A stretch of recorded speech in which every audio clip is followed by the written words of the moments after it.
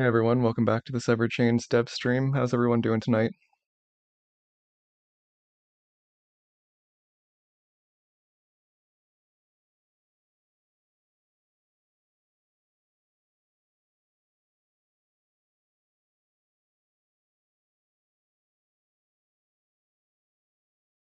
We are going to be starting off by showing off the current progress of the OpenGL conversion. This is something I've been working on for the past, well, overall I've been working on it for the past, like probably 3 or 4 months now. In the past week, we've actually you know, got stuff that you can see and works. Anyone who views my Ko-fi account will have already seen a few screenshots, but we're going to show off an actual live demo here. There's still a few people kind of trickling in, so we'll we'll wait for a few minutes until everyone showed up. Don't want anyone to miss it. Mhm.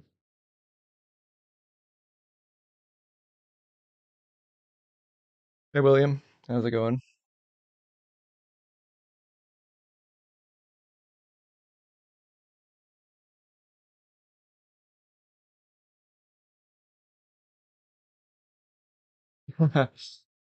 Yeah, live demos always go perfectly.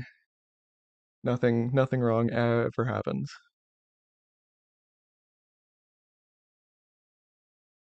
Hey Pony Bro. All right, we got a few people here now, so we might as well show it. Now, one thing about this is there is currently no rendering whatsoever other than OpenGL, so you kind of have to navigate with audio cues. But anyway, this is 100% OpenGL.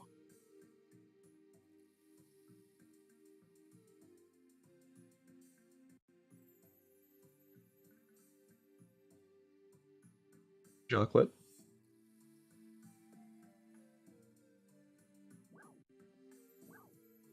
Now we don't have the background map or some of the things like the place entry points converted over yet, but I mean this is the important stuff. And you can see how smooth everything is.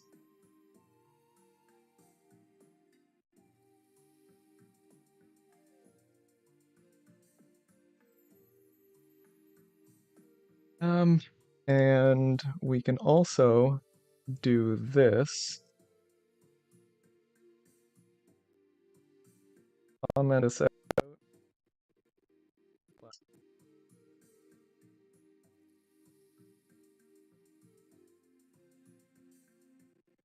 Also worth noting that everything looks pretty dark right now except for Dart. That's because I haven't added lighting in yet. That's probably what we're going to be working on this stream. Alright, so now I am going to switch into free camera mode.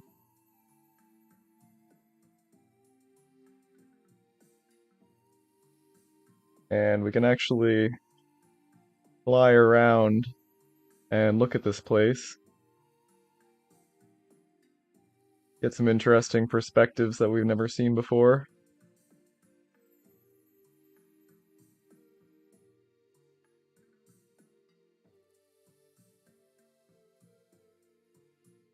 Like, what's going on over here? I don't know if there's ever a point where you can actually, like, see inside of this, but they added a texture for it anyway. I noticed that there is this weird giant mushroom tree thing over here. Never noticed this before because, I mean, the world map was just too low a resolution.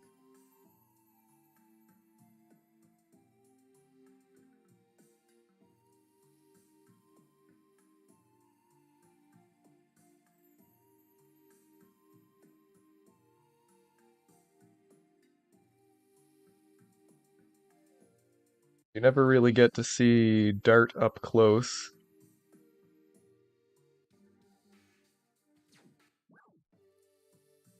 I'm opening menus here, which is why it's distorting.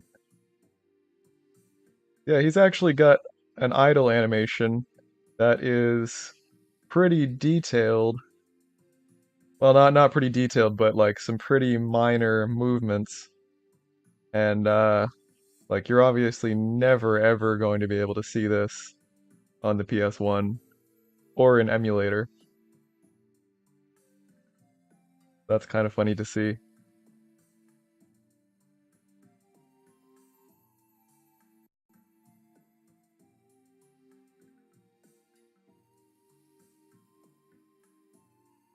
One of the more difficult tasks here, which is not really so much related to the world map as it is just rendering in general, um, was getting all these layered translucencies to work properly. Like, there's a big issue in rendering translucent things specifically, where the order actually matters.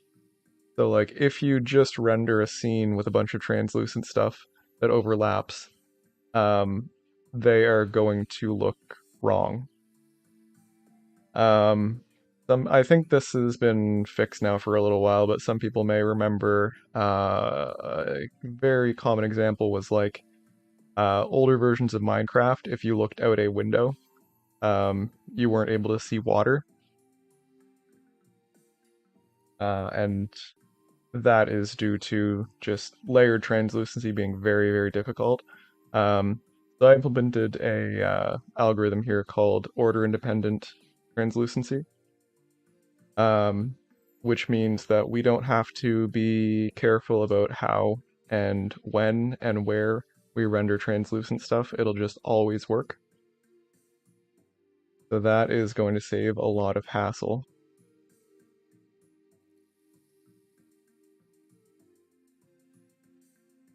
Um, And um, we were originally thinking that we were going to basically have to convert all of the models and convert all of the textures and everything into modern formats before any of this would be possible. However, I came up with a way that is going to speed things up drastically, and it actually allows us to use the existing game assets as they are.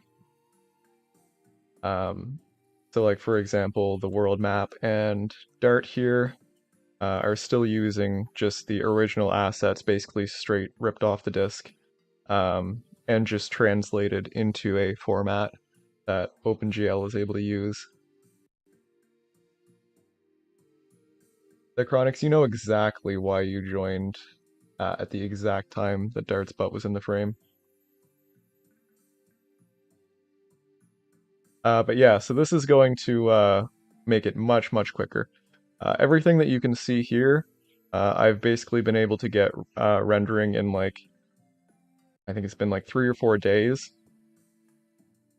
Um, and a lot of that is because we have already rewritten basically the entire game's math code. I think we did a couple of streams related to that.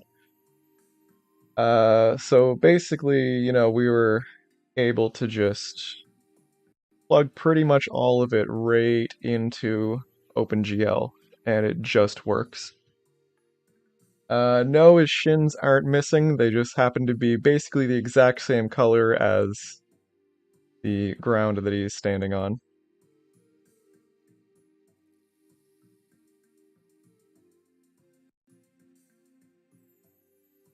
Yeah, it's very, very strange being able to fly around the world maps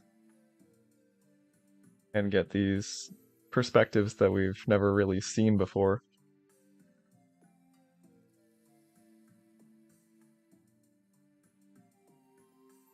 Neat over here.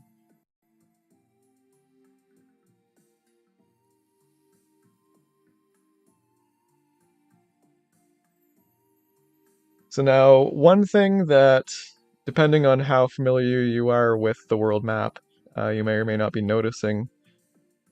In retail, actually, let me find a screenshot here.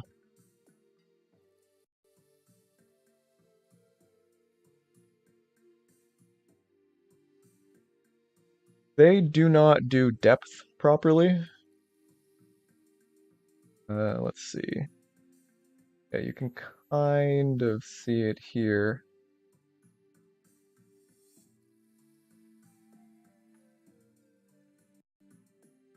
Is this going to be? Yeah, it's going to be an annoying website. Um, let's see if I can just open this image. All right, so if you look like right here, so you can actually see the exit to the limestone cave, uh, and it's just rendering through the mountain. Um, like depth is just completely broken on the world map in retail. Um, so that is part of something that I fixed. So as you can see, like,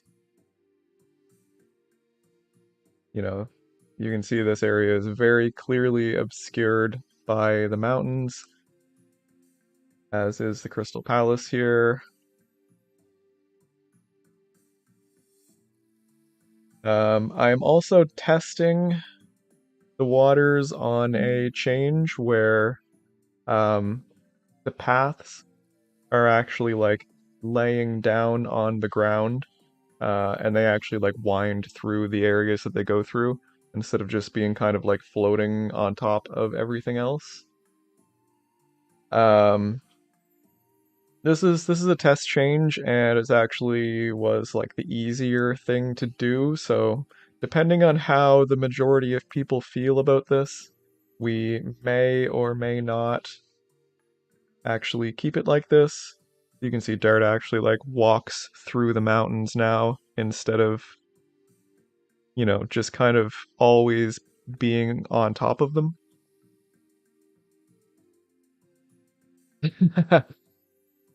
Close enough.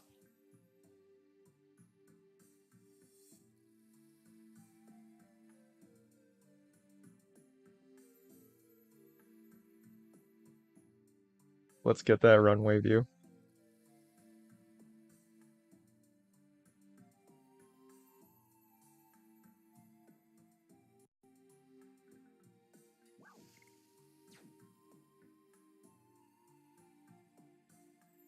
Movement's a little bit janky. Um, just the directions that you have to press. Partially because oops, partially just because I'm in free camera mode, so it's not actually like oriented in the way that I would expect it to be.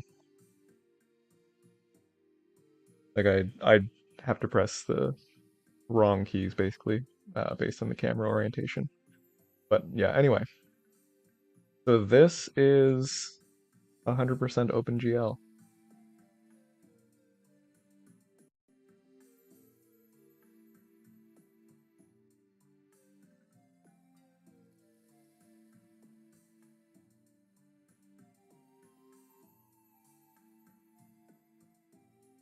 All right.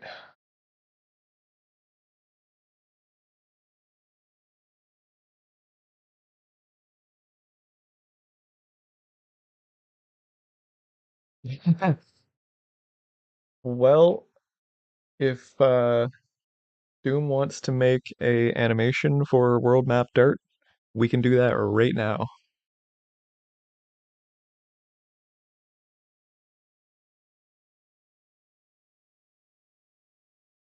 All world map areas should work.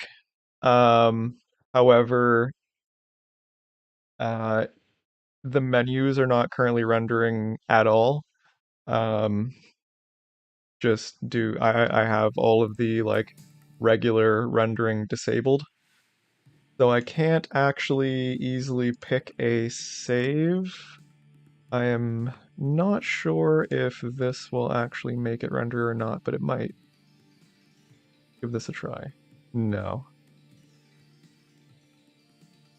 Uh, Render engine.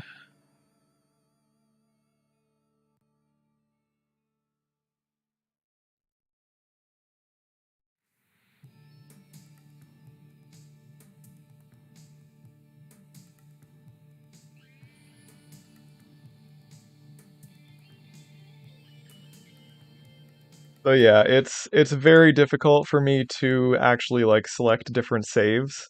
Uh, like I have to know exactly where a world map save is in my save list, but I only know the position of that one specific one. I could fire up a separate instance.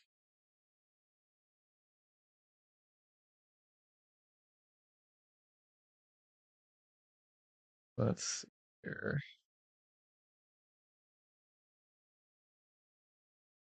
I'm gonna just sync up these saves. I need to make sure that this is a V3 save.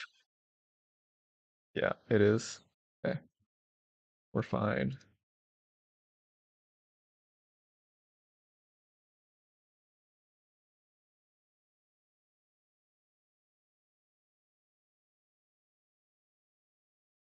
Let's launch an instance and see what we've got.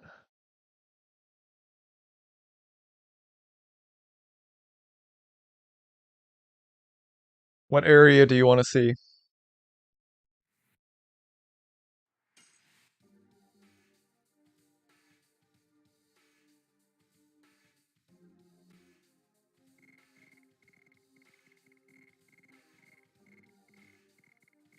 What would be interesting?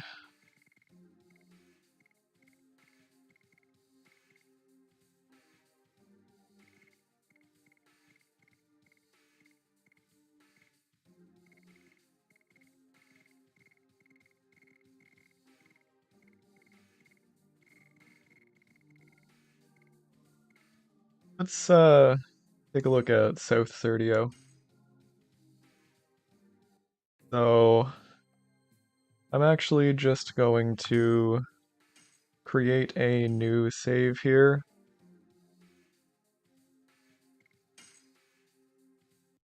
and then I'm gonna copy that back,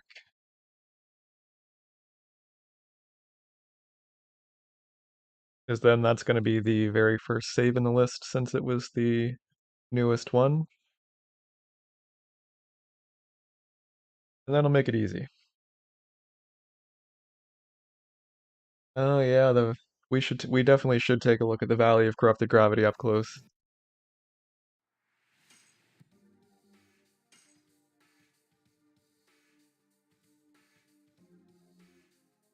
Okay, oh, there we go. I just had to press the button again. Okay, I need to disable the camps here. Wait for this to finish reloading.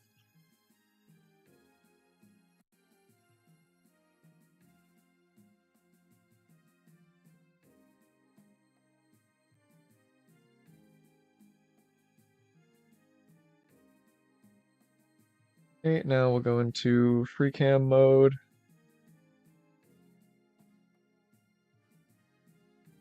All right, so chronological order here. So we've got the runes of Celeste. I haven't implemented smoke or anything yet, obviously.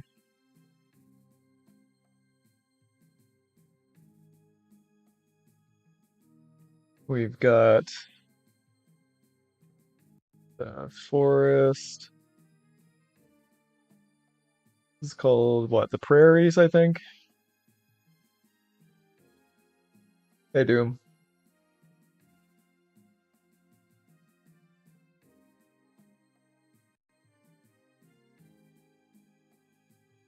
All right, now on our way to Helena. I don't know where Dart is. Oh, there he is.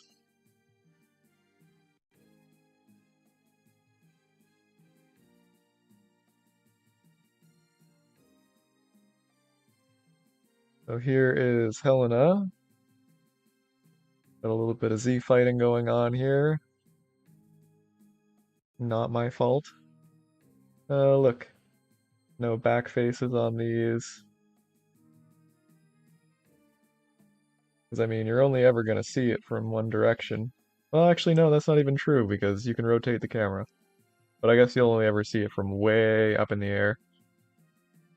I found out that the world map is actually massive. It is a huge, huge model, and they just have it zoomed out super far.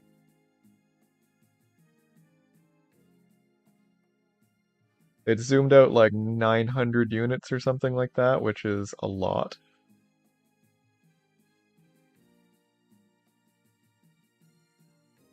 I don't remember what this is. Is this hoax?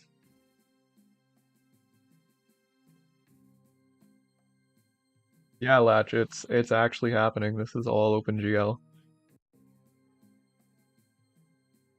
Right, right. Kansas, of course. Or Kansas. Kansas, yeah. Kansas is the guy. Lohan. Oh, look, they've actually even got the little walkways in here.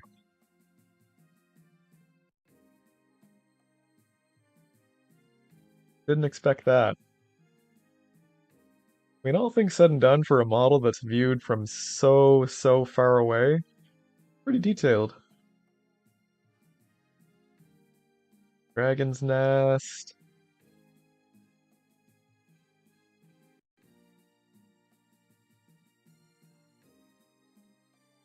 Shirley's Shrine.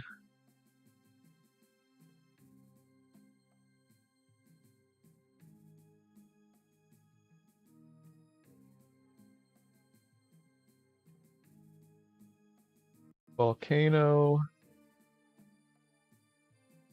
which doesn't actually have a volcano. So that's a lie.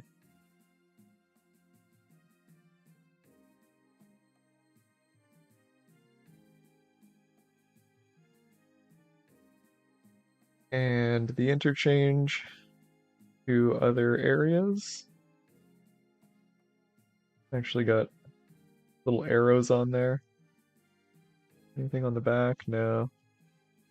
No hidden Easter eggs.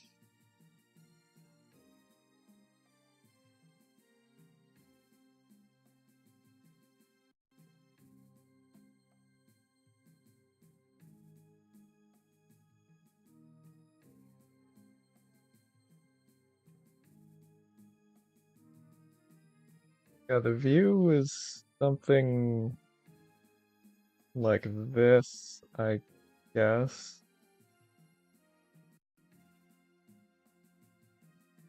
Yeah, I mean, lots and lots of detail for stuff that would be so small. And keep in mind, like, this is rendering at 1080p right now.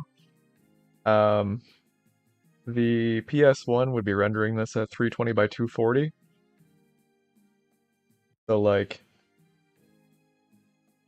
you know, Poke or Lohan is would be like, a few pixels wide. You really can't see any of this detail.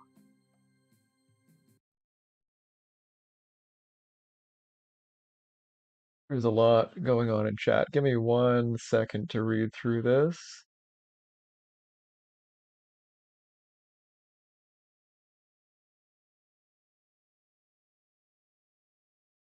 Zychronic says the tips of the volcanoes pop off.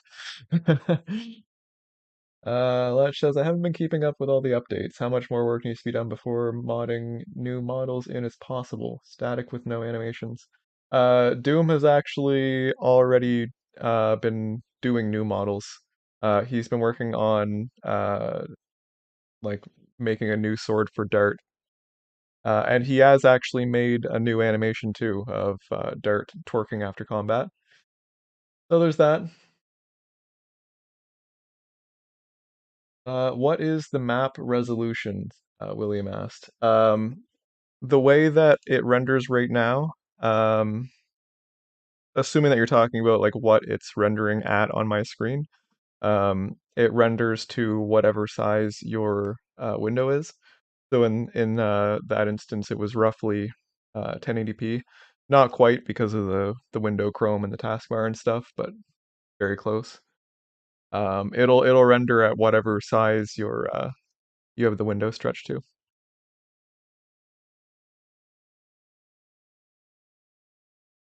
feel like there could be a really interesting horror-themed fan game for LOD, the same way people do with Pokemon ROMs, especially with these kinds of tools and such.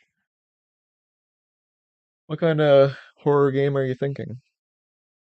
I am a pretty big horror game lover. Dart, how's it going?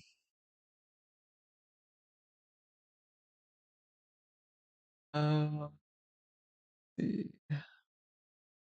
you guys accept outside help with the models?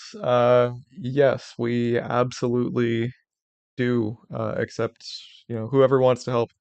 This is all volunteer-based work, so, you know, anyone who wants to contribute and has a, skill that would be useful is welcome to contribute. Scroll up for Drew's question. In terms of scene types like submaps, battles, etc., when might in-engine cutscenes be made to work in OpenGL, i.e. Linus defeat? Um, so those cutscenes that you're referring to are done in the combat engine. The combat engine is by far um, going to be the most difficult thing. Submaps, I'm planning to do next after the world map. Um, they're not going to be easy by any means, but it will be much, much easier than combat. The issue is, combat is basically like, the combat rendering code is like 95% of the game engine, and yeah, it's a lot. We are going to grab a Tiberoa save so we can look at it in OpenGL.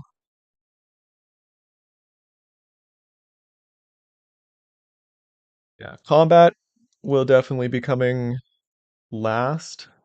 Um, I may or may not actually do a like recommended build that has everything except for combat converted over to OpenGL.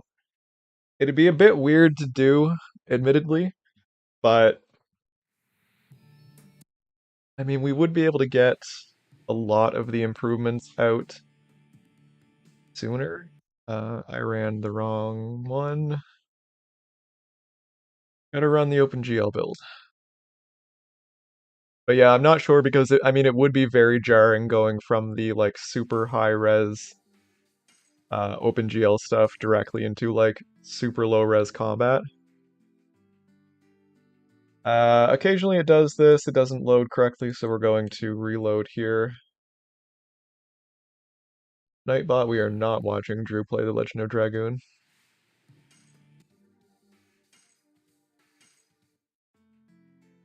See if it loaded right this time. We've got mountains that we did not have before. Oh look, we're right beside the valley. Look at that. Animation's working perfectly. Look at how smooth that is. Gotta embiggen this.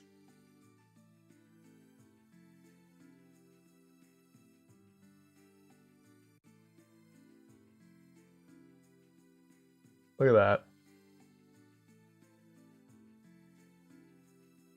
That is uncomfortably smooth.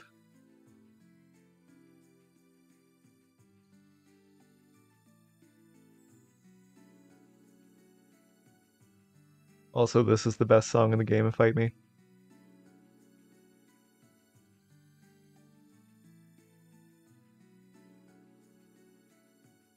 We got Home of Giganto here. Dart doing his little hand wiggle. Not a whole lot here, just a staircase, some doors.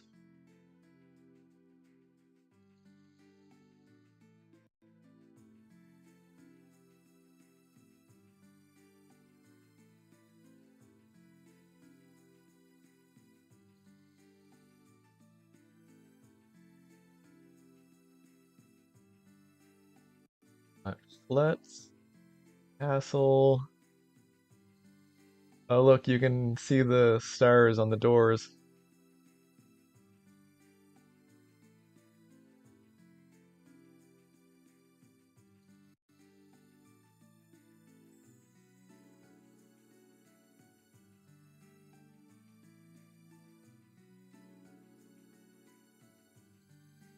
Be an archway? Yeah, I guess so. Thought it might have just been something that wasn't quite rendering correctly, but I guess it is just an archway. This would be Dono.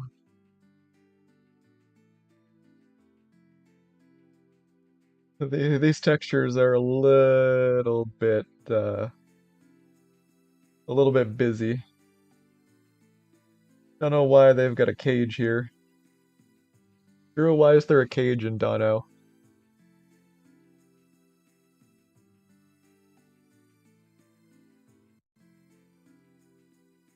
Oh, Drew's gone. Okay, somebody else tell me why there's a cage in Dono.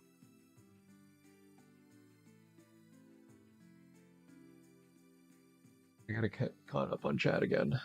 What do we got? Thank you, Latch. This is just the start of it. We're just scratching the surface here.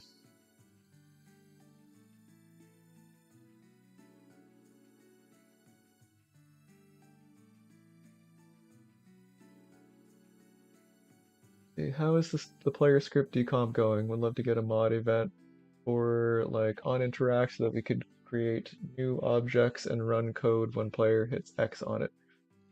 Actually, Latch, so the script recompiler is finished. Um, Everything that we have tried with it has been working perfectly.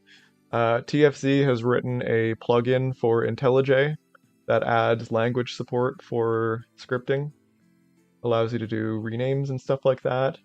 And Icarus has been experimenting with modifying and writing new scripts. Um, Icarus has added new NPCs to submaps, added new chests, done exactly what you were asking, where like adding new interaction points to maps that pop up text boxes or whatnot. He's been actually pushing it pretty far, and he's going to be doing up some tutorials that explain how to do all that stuff.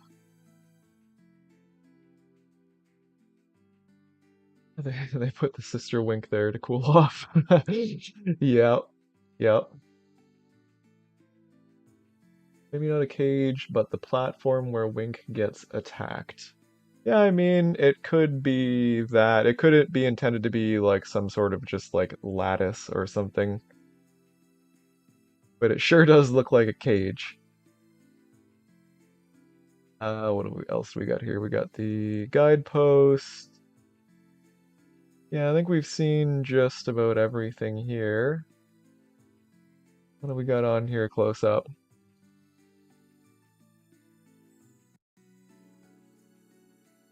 Looks like it's pretty much the same as the other one, just with the sign, one of the signs rotated.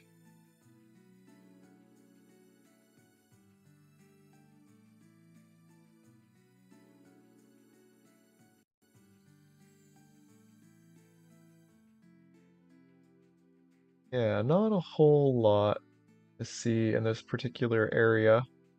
I guess you do a lot of back and forth here, as opposed to some of the other, like as opposed to the areas in Serdio, where you know there's a lot more areas that you only visit once. Not necessarily a bad thing. I do. This is one of my favorite parts of the game.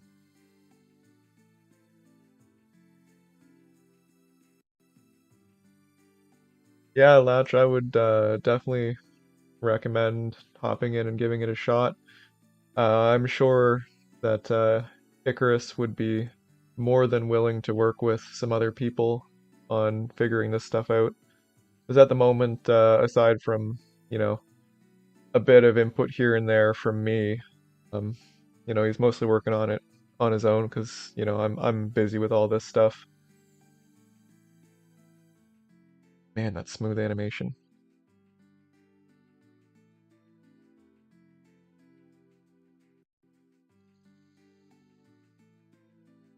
And yeah, this is native 60 FPS. This isn't like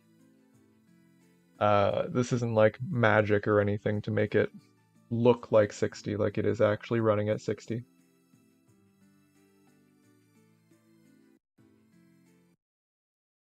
Um, it is, yeah, I mean, uh, no, it's not done by the engine, Doom. There's no like manual animation code. It's animated with one of the animation formats.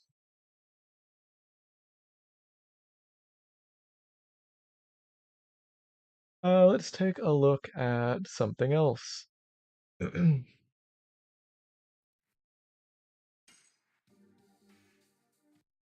I need to delete a save.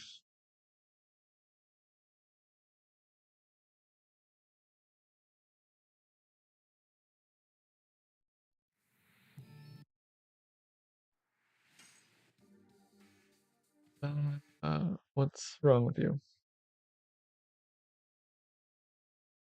How is there still a V4? Oh, I'm deleting it from the wrong folder. Yeah.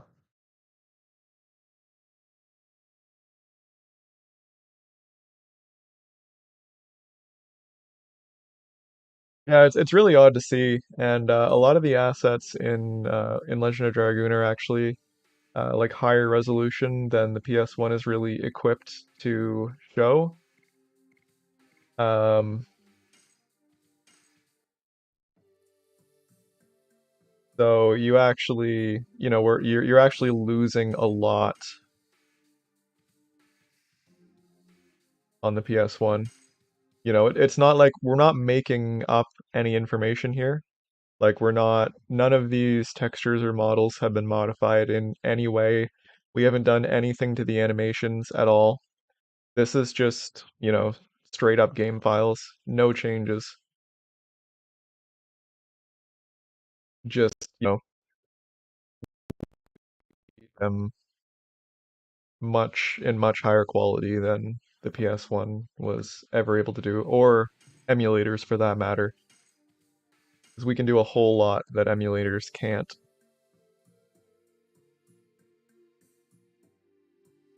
So that's floating.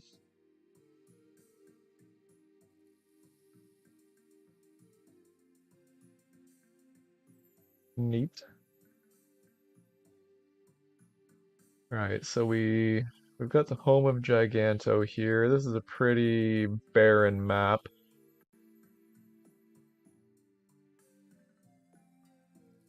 Yeah, home of Giganto.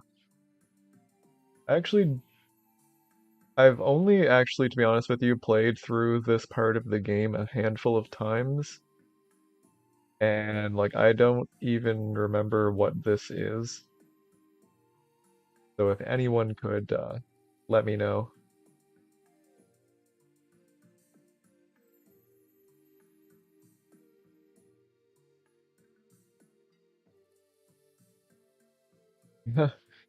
Dart is actually kind of in the ground here, and that's unfortunate. So is the path. Might have to fix that.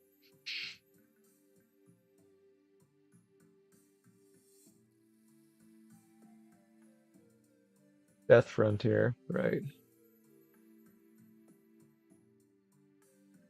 What would be cool? Team specific victory animations. Yeah, that would be pretty cool.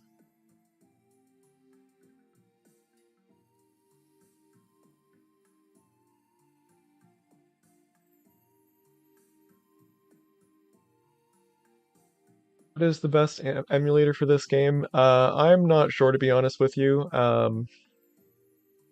It's been a very long time since I played the game with an emulator. Um, Last I heard, the newer versions of DuckStation have issues with Legend of Dragoon.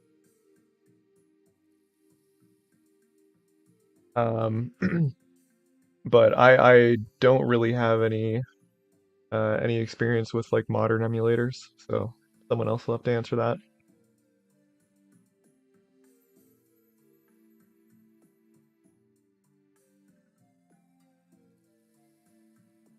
To be honest with you, I think that the best way to play it, period, is severed chains.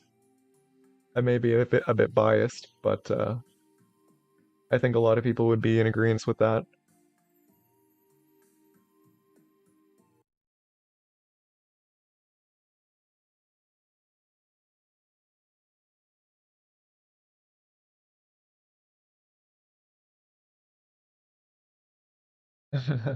Yeah, the sand is too deep.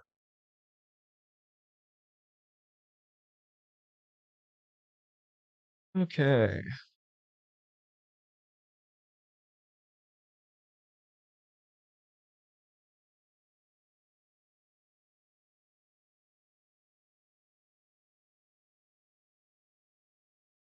Yeah, the load times is definitely one of the biggest things. Every time I have to test something on emulator, it's just awful.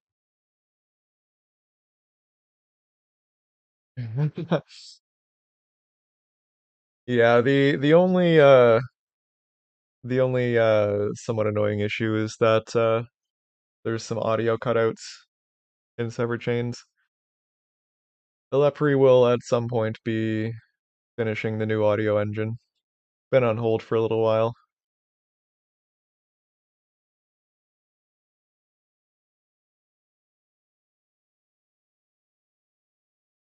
Okay, so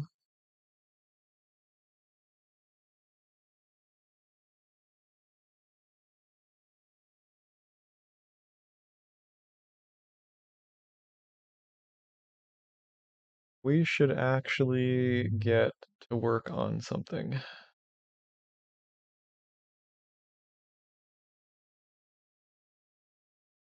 So now there's something that I'm not 100% sure of here. So you probably noticed, I'll just launch it back up here.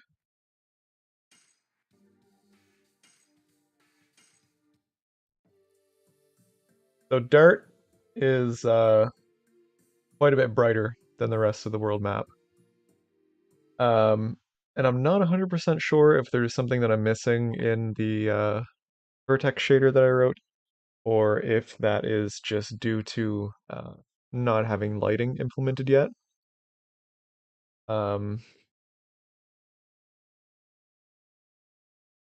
I can brighten up the world map by modifying the loader um, in one of these spots. Oh, it's where is the color setting code? Right. Why can I not find this? Um, color to float, there it is. So if I change these to 128, that'll all brighten up.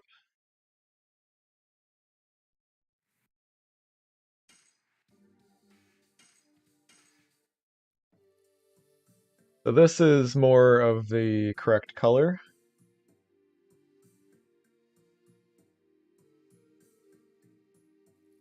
but Dart is kind of like fluorescent. And let's get a zoom cam here. Take a look at this.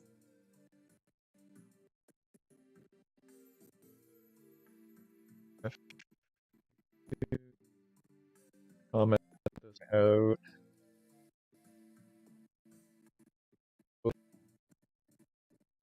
Funny, bro.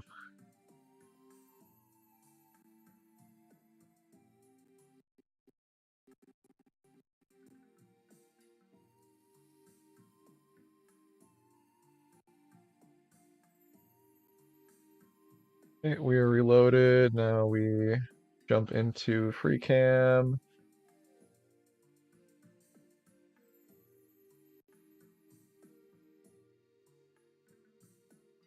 Yeah.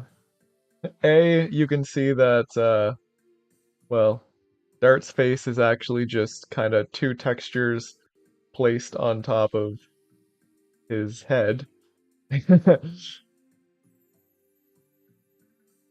Now, actually, his textures might be the correct color. Um, the thing with the PS1 is that shaded surfaces use the full range of 0 to 255 for the colors, but the textures only use 0 to 128, which means that,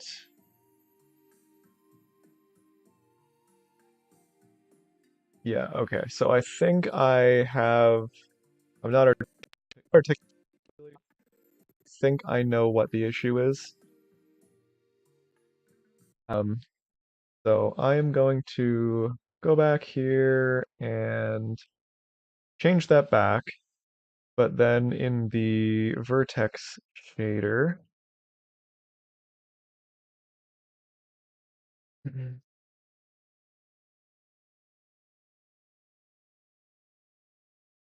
um, we need to add another check in here to see if it's shaded, and if so,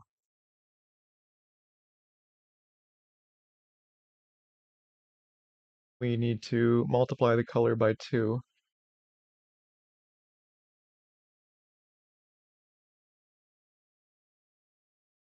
Comment here as well. Um,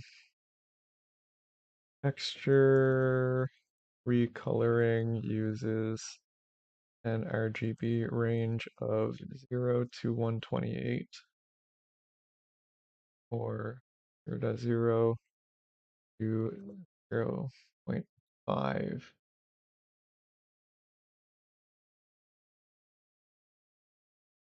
And we will put that into the translucency shader as well.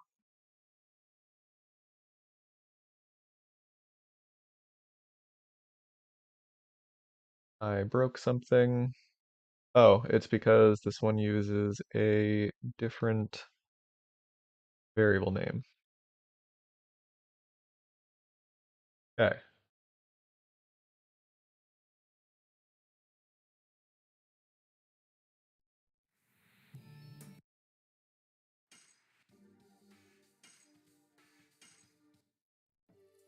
It won't break Elepri. It's such a minute difference that it won't really cause any issues. Yeah, there we go. Okay, so this is actually correct now. So it wasn't a lighting issue, it was just the way that the PS1 does texture blending. Okay, so we are now emulating that correctly. Basically, I just took the entire PS1 GPU and just like implement it as a pixel shader. That's the reason that we're able to basically use the assets from the game like as is without having to convert everything right off the bat.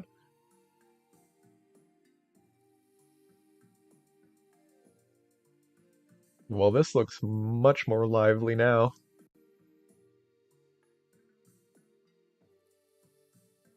I'm not 100% satisfied with the translucency. They are still rendering a little too translucent, like far more than in the retail game. Um, the algorithm that I use for the order independent shading or translucency is it's a trade-off between speed and like being 100% accurate.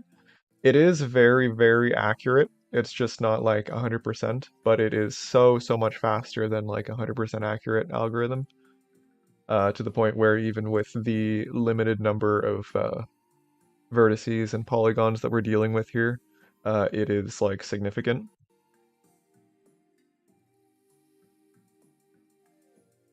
How well does it higher internal resolution, or is that being worked on? Uh, this is rendering at the resolution of the window. Like we're looking at 1080p right now. Well, very close to 1080p because, you know, the window chrome and the taskbar. But yeah, it's just rendering at whatever resolution your the window is.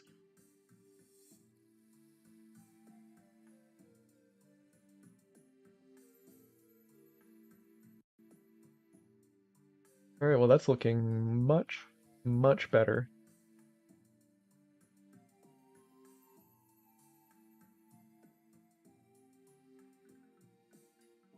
Yeah, that's pretty great actually. Let's get the camera up here, kind of roughly where it would be.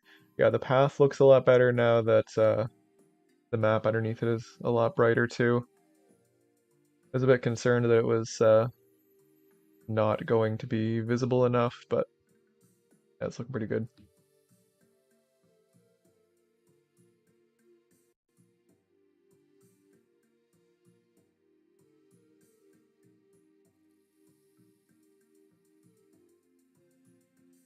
We'll be doing full screen for this build.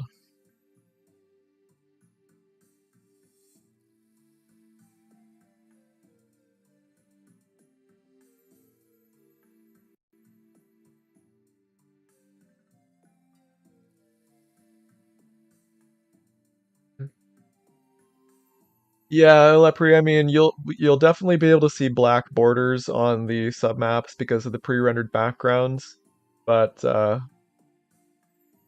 that's not really something that we can deal with. Um, you know, if someone wants to play full screen, then, you know, it's just something, it's just a thing that'll be, but I don't think that's the end of the world.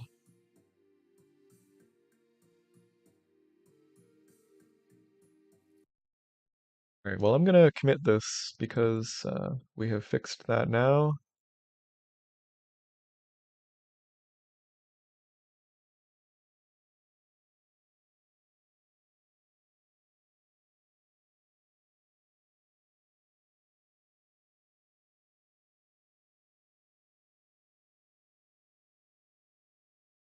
And this is all live in the main.opengl branch of the Git repository for anyone who wants to test it. Just make sure that you are able to navigate the menus blind, because there's no menu rendering right now. It will just be a black screen until you load up a world map save. We'll be doing menus eventually.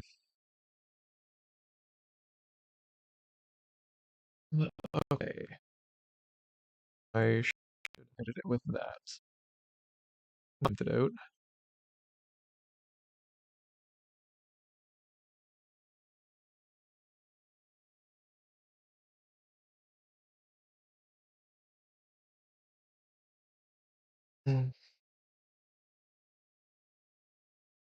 Mm.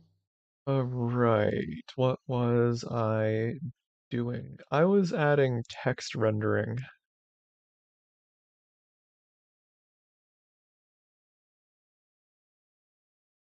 but I was thinking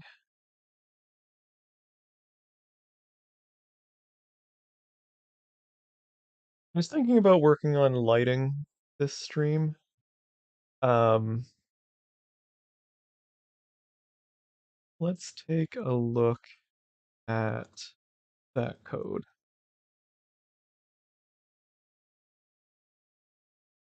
There's some special code here for combat lighting. It does stuff a little bit differently, annoyingly enough.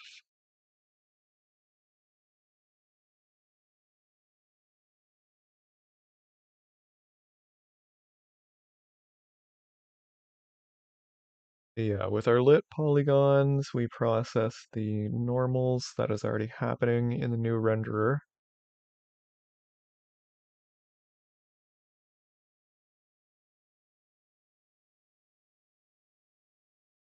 We need to do normal coloring based on a lighting matrix. Hmm.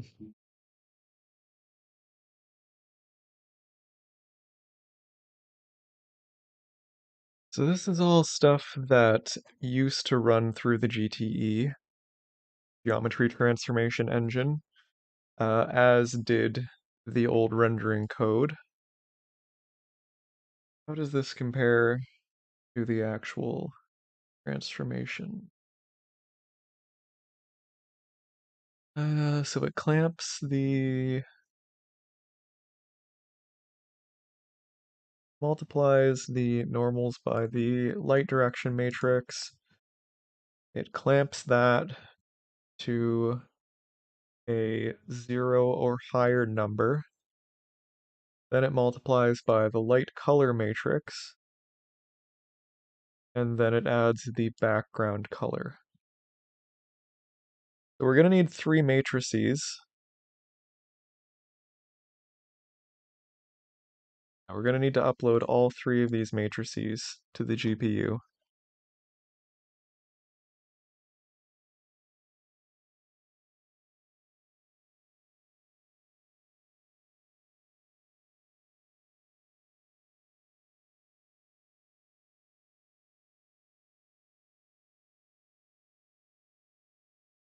And then we also have this,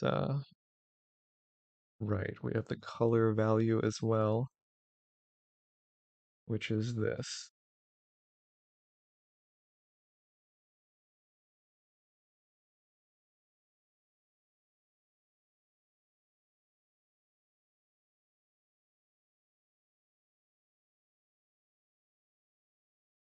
All right, let's take a look at the shaders.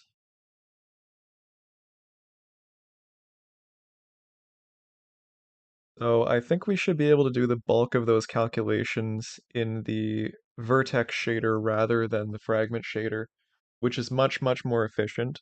The vertex shader runs once per vertex, whereas the fragment shader runs once for every single pixel that gets rendered.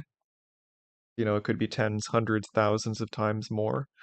So ideally, we want to do as much work as we can in the vertex shader itself, and then only do the work that's absolutely necessary to do in the fragment shader.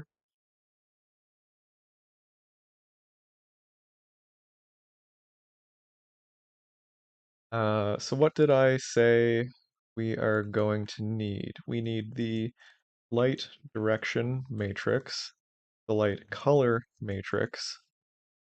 We need the background color.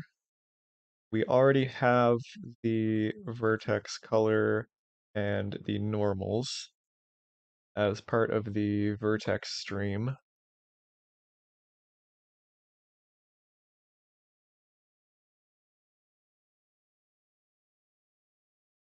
So these will be uploaded as a block.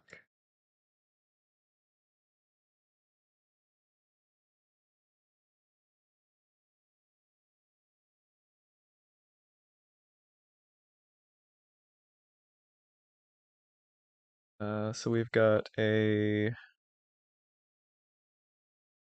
guess we need this to be a 4D matrix. Direction, 4D matrix for color, and a vec3 for the background color.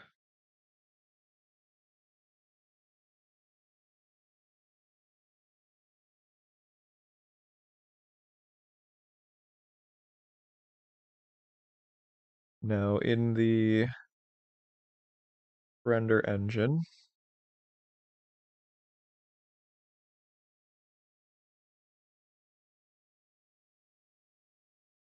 we are going to bind that lighting block.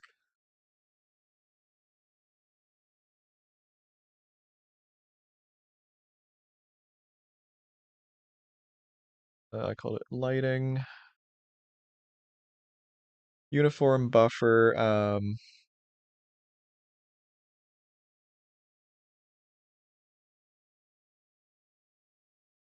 we need to build up a buffer here.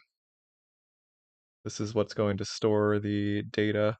So that needs to be a 4x4 matrix, two 4x4 matrices, plus a vec3. That's going to be a total of 35 floats. Multiply that by the number of bytes in a float.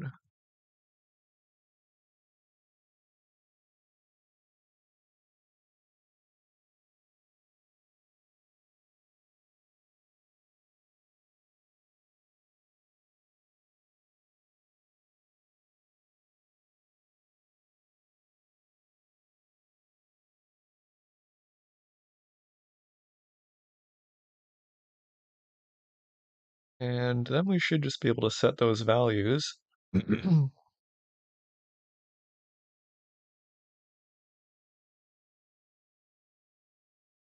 We need a mat4 for the light direction. We need one for the light color. And we can use the existing... Actually, no, I think I already implemented those as mat4s. Um,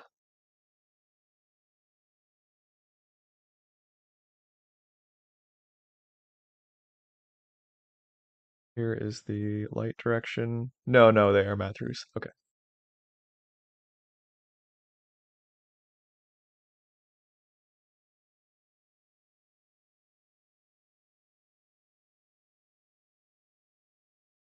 Okay, so we're going to do light direction dot set and then the three-dimensional light matrix.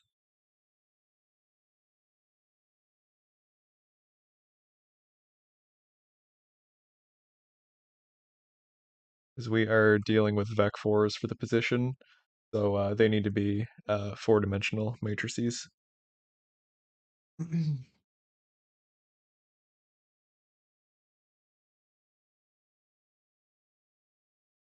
Um, Let me see here.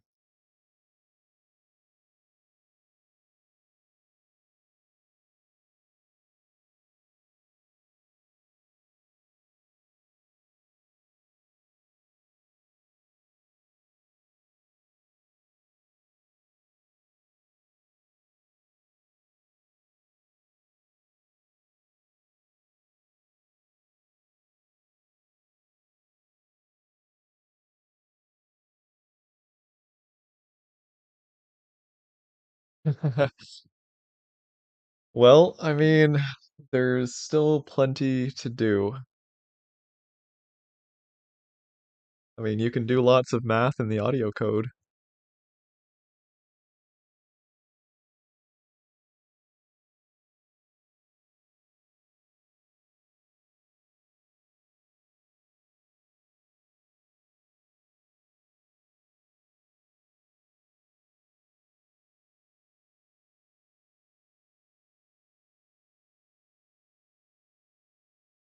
Okay, so first we load the light direction into the uniform.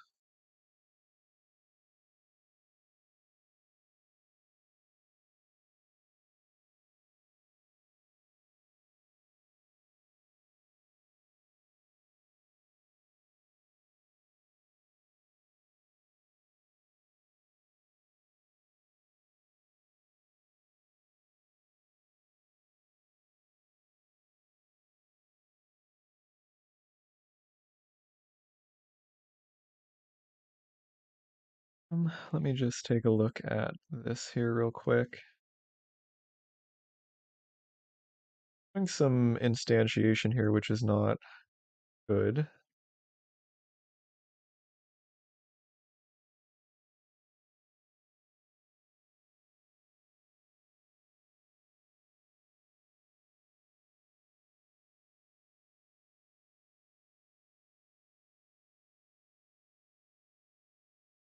Since this is fairly expensive stuff to be doing multiple times per frame.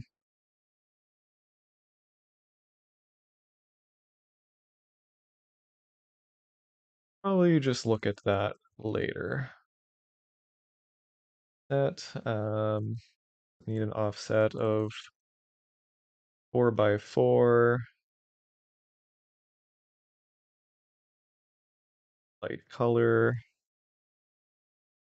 form dot set. Now we don't have a method for setting vectors, so I suppose I will add that now.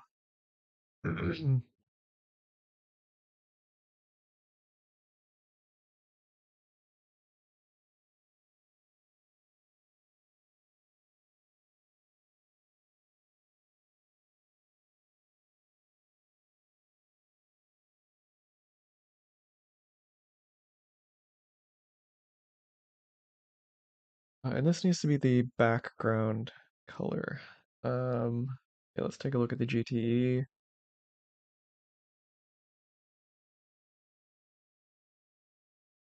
Okay, so I'm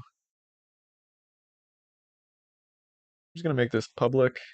GTE is going away anyway, so not a big deal.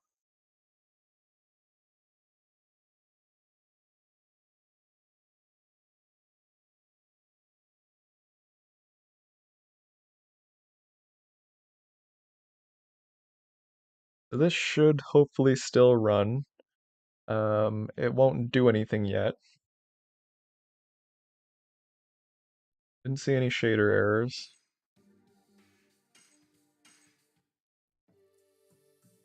Yep, we have still got rendering. Looking good so far. Let's take a look at these. Yep, that is a light matrix. That is a color matrix. And that's a color vector.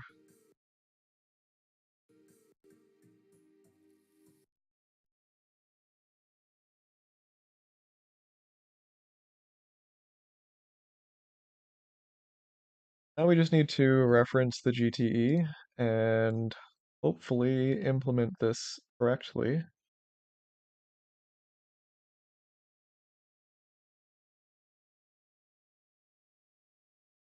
We've got the normals. I need to check the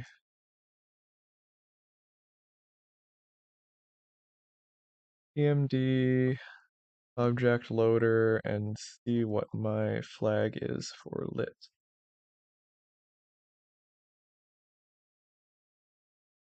One.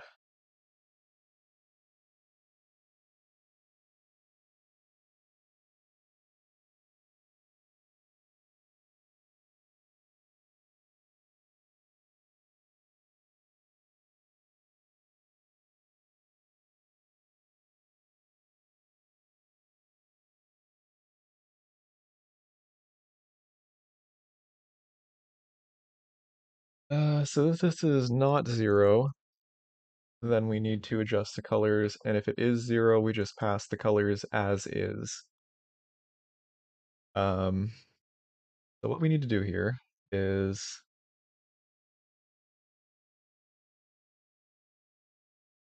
we take the normal,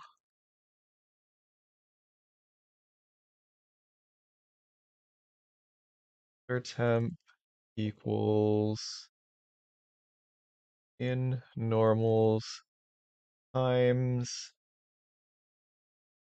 direction. And actually, I'm going to rename this to light direction, light color, and background color just to make sure we're disambiguating everything.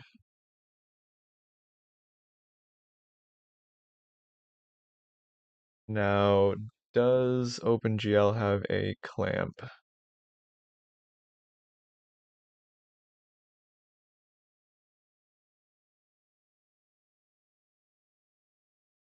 don't know if we can use this on a vector. We might just have to do each component individually. We'll give it a shot and see if it complains.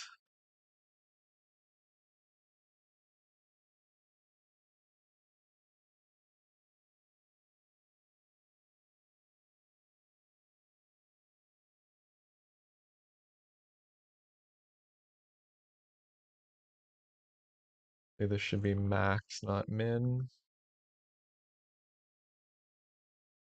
It looks like it does support vectors. I think so. All right, well, that's good. Now, let's see. Color temp, multiply that by light color, and add background color.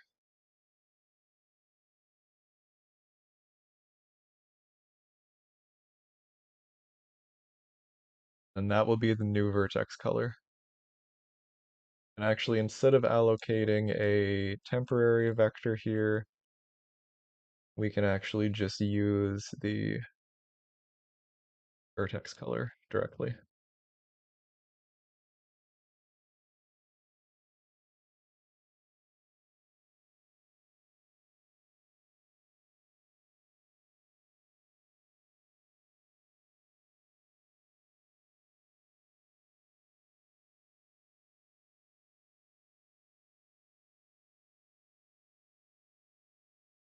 Now, before we test this, one thing that I do want to check is to see if there's actually anything using lighting here.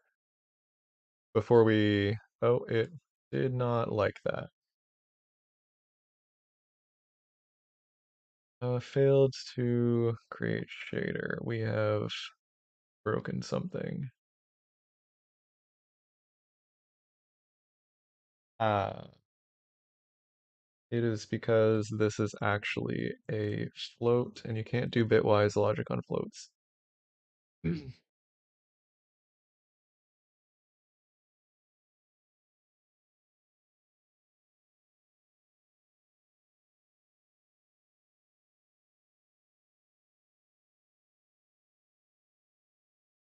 38 can't hurt. Light direction is a... Actually, the normals are a vec3 and I'm just going to convert this to a vec4.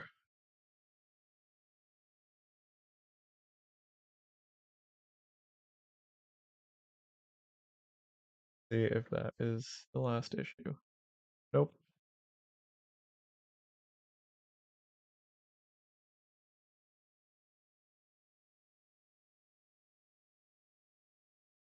Oh, I missed.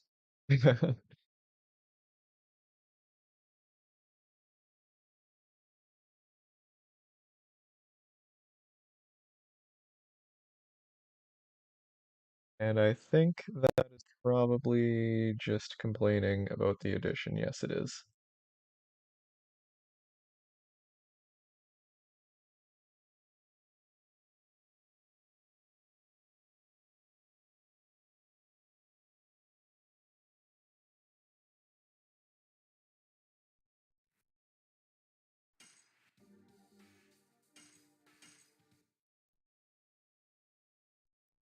Okay, so Dart is lit. I know it's Dart because he's the only other model. Yep, didn't work. Let's get a free cam on.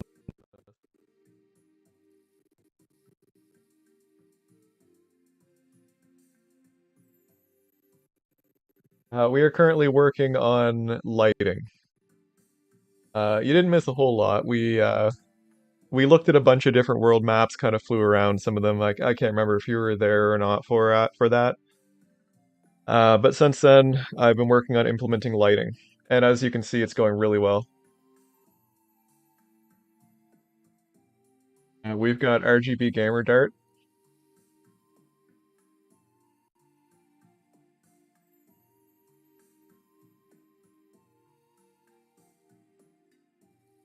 which I think is pretty cool.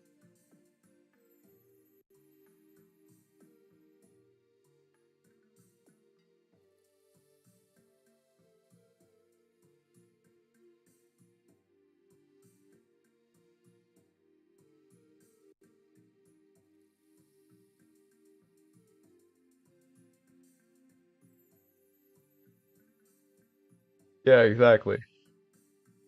RGB means you get better frame rate. So really, I'm doing everyone a service here.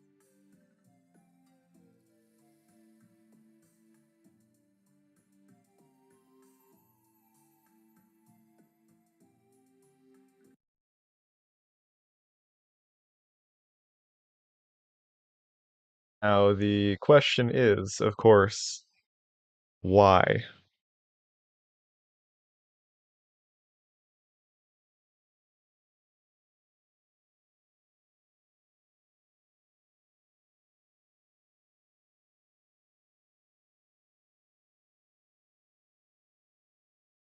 Yeah.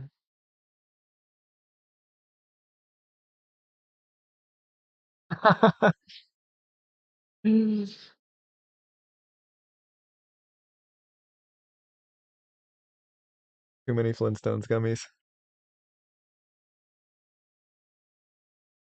Okay, what is the deal here?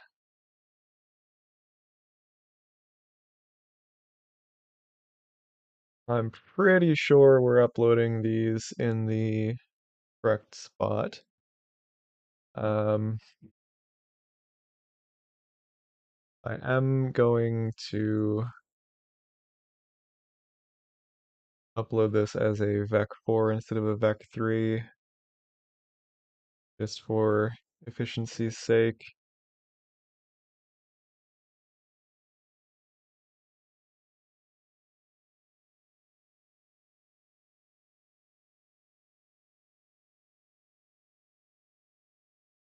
We're also going to have to, actually, you know what? I'm just going to change this to vec4.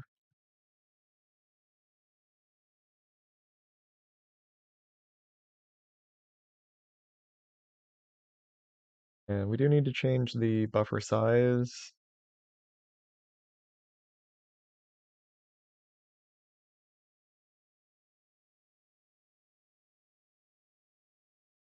Change this to a vec4. And we no longer need this. That means we'll do that calculation once per frame rather than once per vertex in the frame, which is better.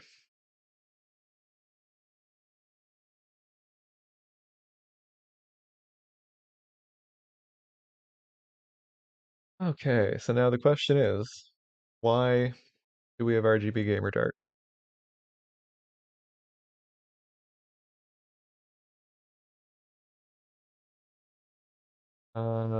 Let's see here.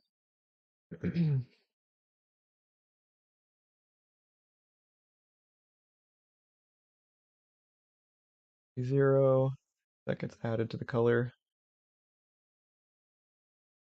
So let's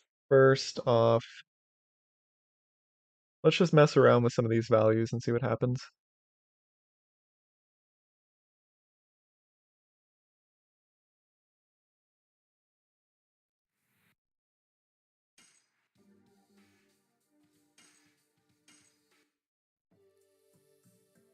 I already do have an idea of what's going on, or a suspicion, I should say. Let's put this over here and that over there. Yes, you can even do weird aspect ratios.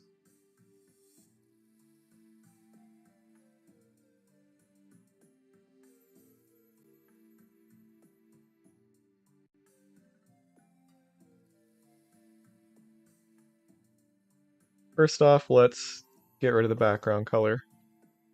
See what happens.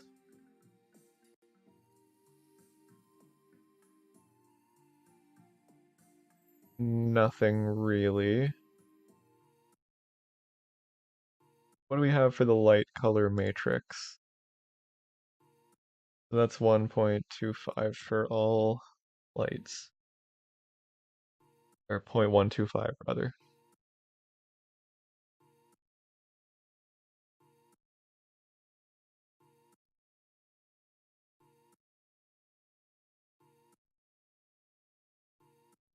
Eleven, 12. Okay, let's disable all but one light.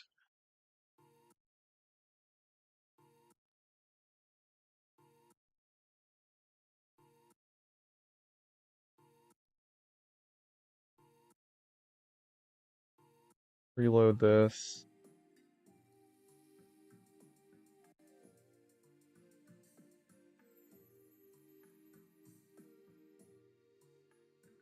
Still nothing.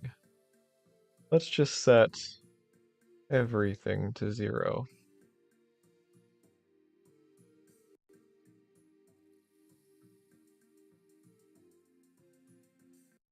Okay. So that changed nothing.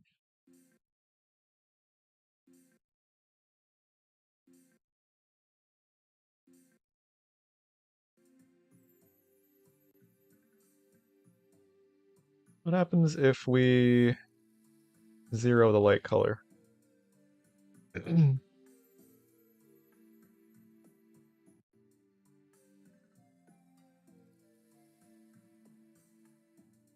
So this is interesting. Again, we get absolutely no change.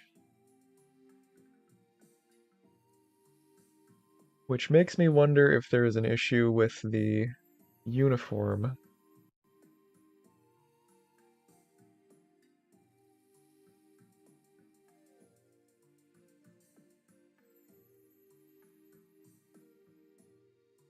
Hmm.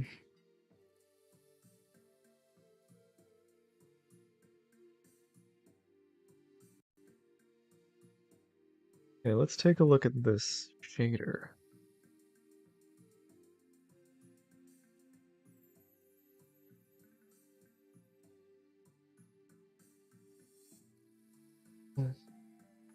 So this light direction should be 0 now, which would mean that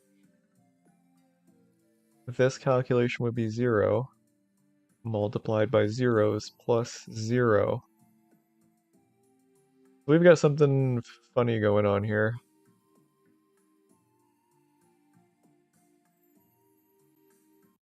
So let's just verify this code real quick.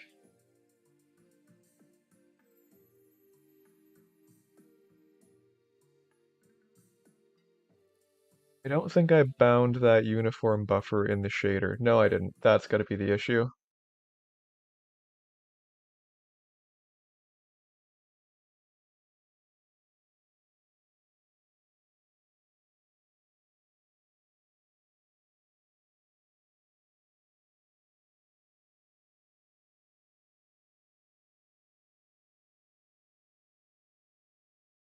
Alright, let's fire this back up. We're going to leave everything set to 0.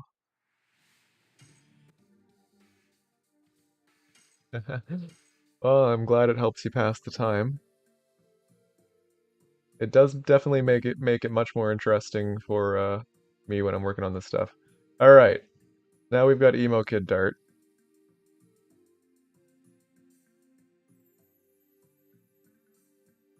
Let's get this side by side again.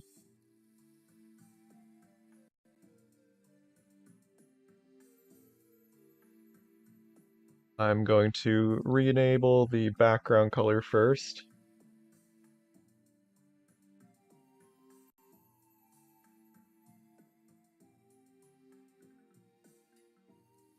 Right. Let's just add it all back and see what happens.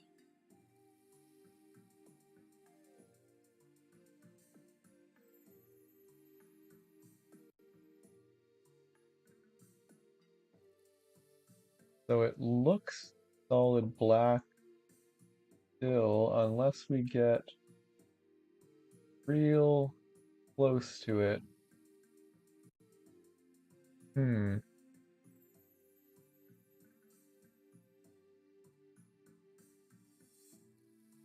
Yeah, so it's definitely not completely black.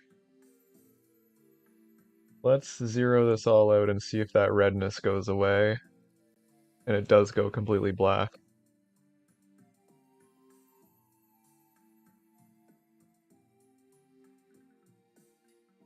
Yes, it did. Okay, so there is some lighting going on here. Which part of this is causing that?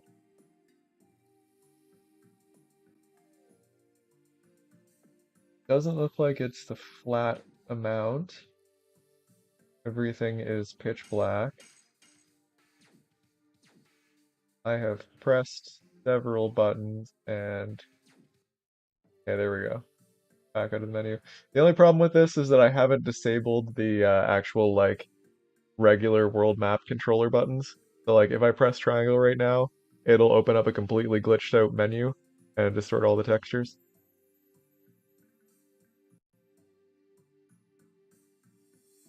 Okay. Let's take a look at this again.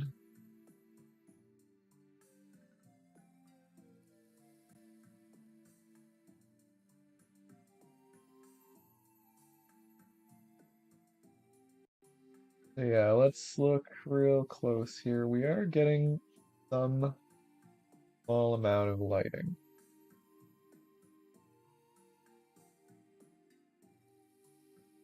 Now, I think we just need to multiply this against the original vertex color instead of overwriting it. Let's take a look at the old TMD renderer again.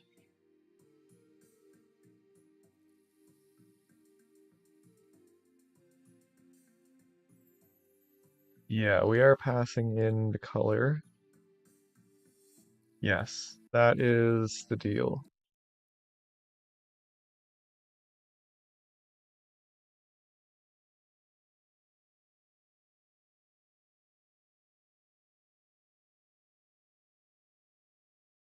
So actually, we don't want that if statement, or we don't want the else statement there. We just want this.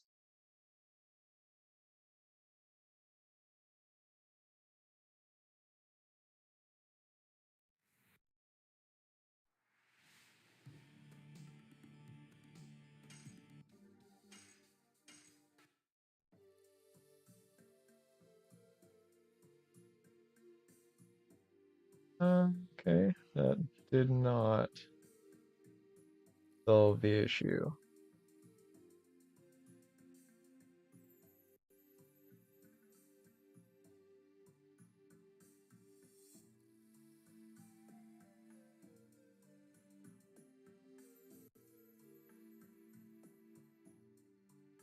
What do we got here? What do we got here?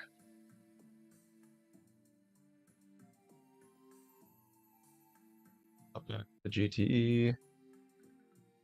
So we take the normal, multiply by the light direction, clamped, multiply by light color, add background color. Then we multiply that by the RGB value, clamp that again, and that becomes the new value. That should be what's going on here.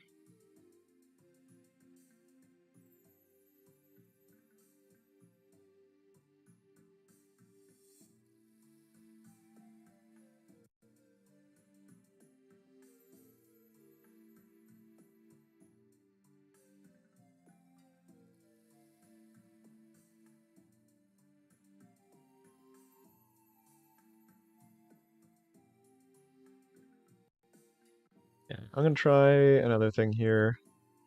Let's set background color to 1 and blank the others out. Now we'll wait for that to reload. Ah, still nothing.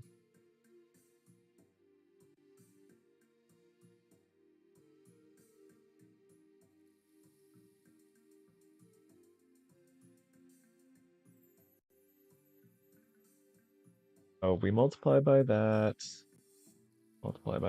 and then add the background color and multiply the vertex color by that. We should just be multiplying by 1 right now,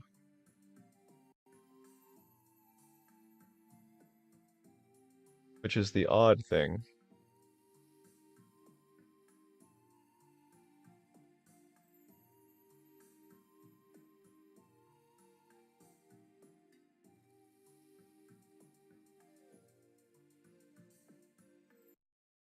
Okay, let's try removing some of this math.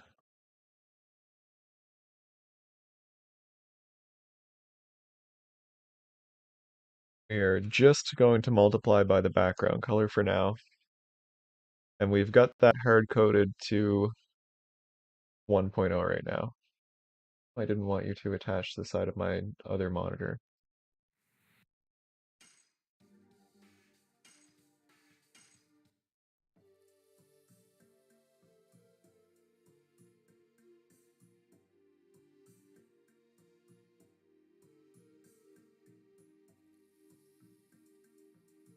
So we are just getting nothing here.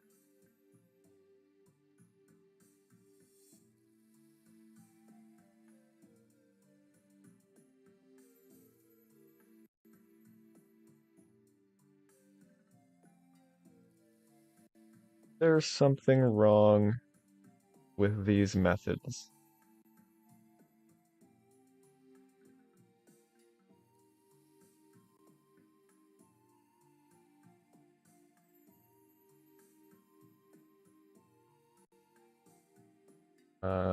Where is Journey on camera?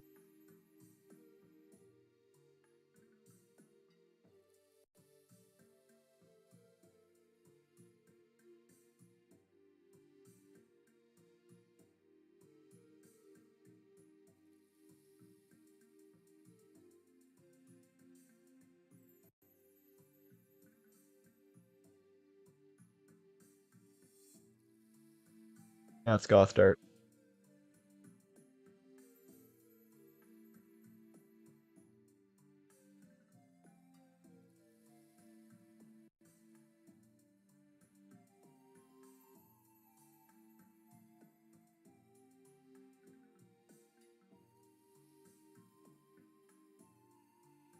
I have literally no idea what that reference means.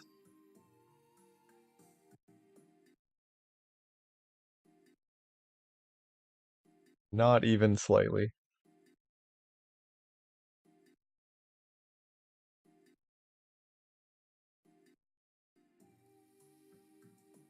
As if we set W to 1, that shouldn't do anything.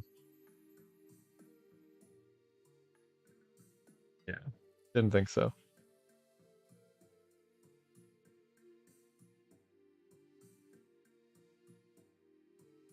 It's like the uniform is not getting set.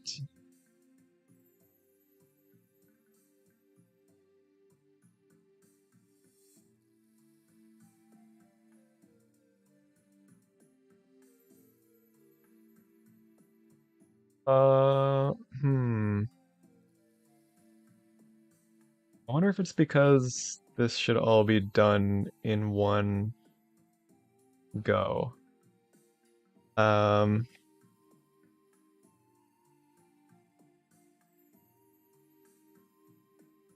let's load this all into the light buffer and then upload that all together. I just need to check something.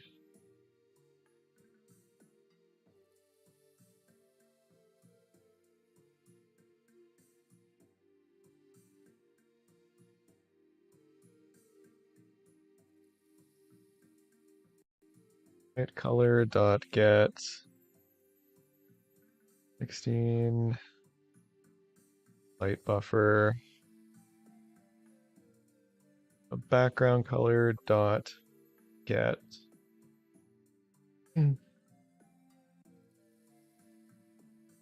32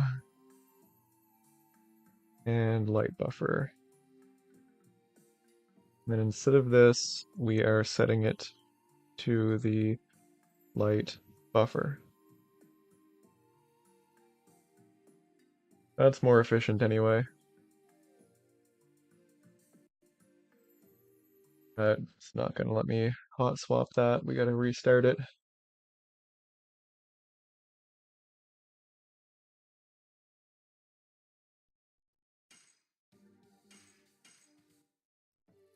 Welcome back, Drew. Aha. Okay, that was the issue. Whoops. You like what happens if I open the coolon menu? Let's look at that from a distance. Whoa, coolon actually renders.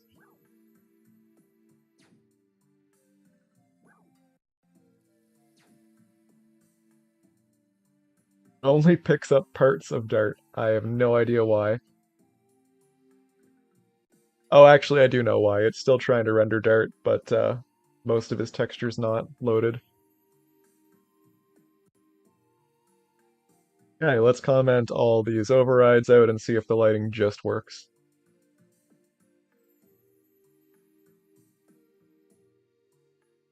Well, it's dark. Where am I? There we go. But it is working.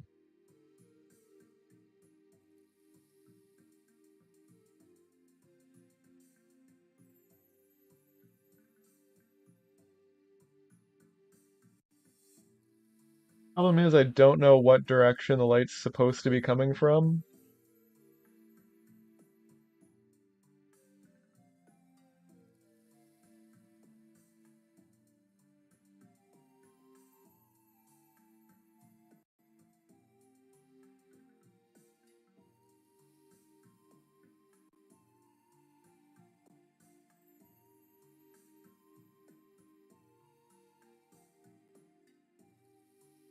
Let's take a look at this again. That's just simple math. Oh, oh, that. That was only getting the base background color.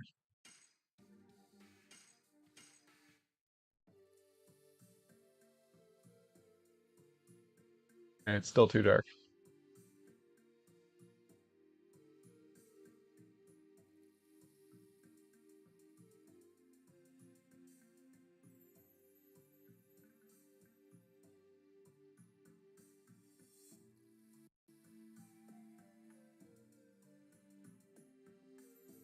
What about a behind dart cam for walking on the world map? That's not really difficult.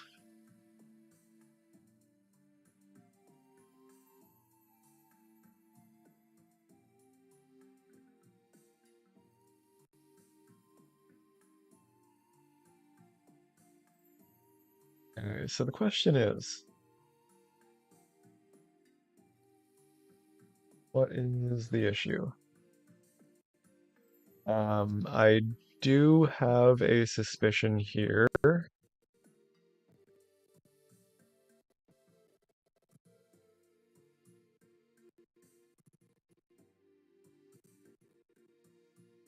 Yeah, so look at this. Okay, so it's setting the background color here, but then it's probably changing the background color elsewhere, and since the rendering is deferred, it's not going to lock on to this state.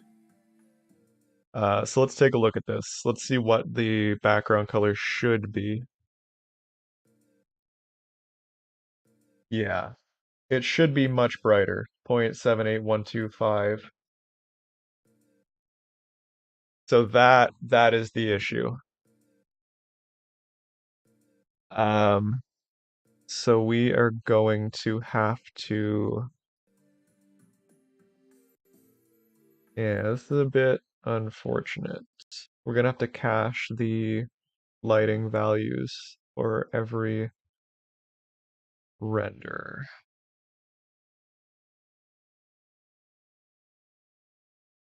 Hmm.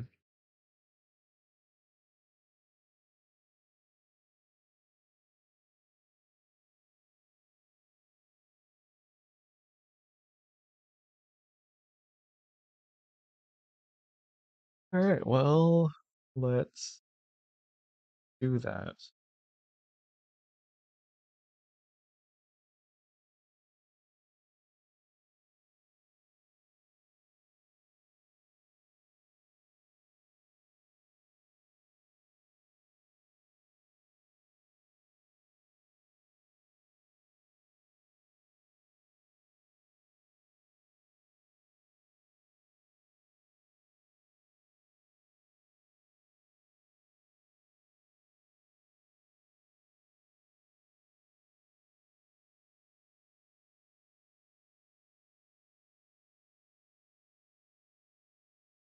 Fortunately, that means we're going to have to update that uniform block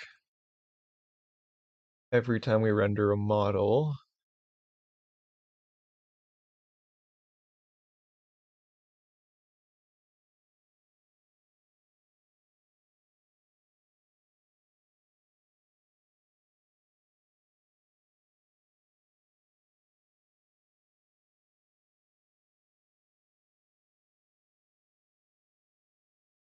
Okay, so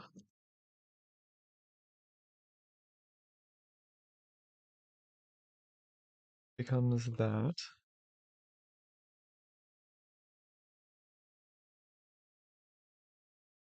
Um,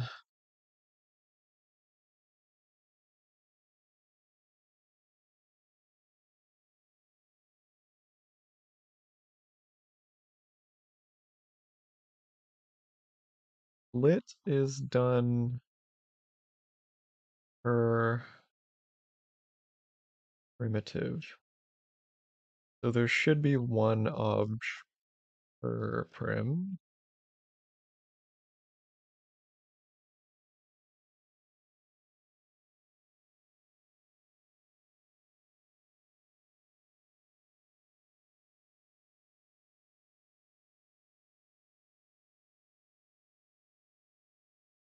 Let's think about this for a second. Don't want this to end up slowing things down.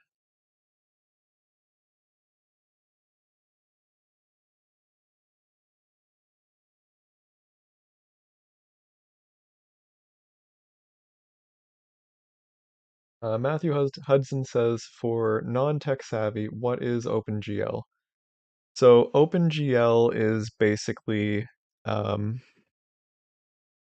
it's how it's one of the ways that a program can talk to the graphics card. So right now, Chains doesn't use the graphics card for rendering. Everything is done on the processor, which is really, really slow, and it also uses a rendering algorithm that I wrote that's not very good. Um, Converting everything to OpenGL means that it will actually be rendering everything using the graphics card. So not only will that be much, much faster, it'll also look way better.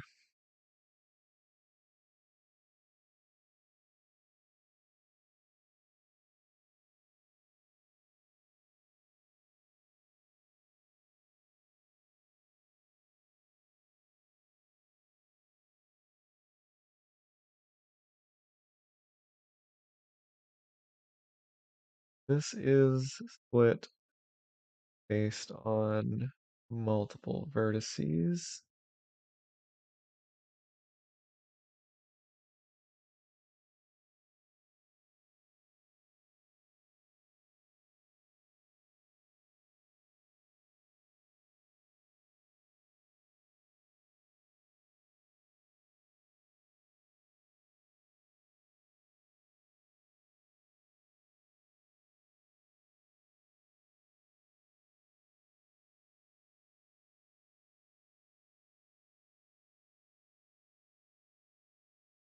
Um, so it's the mesh itself.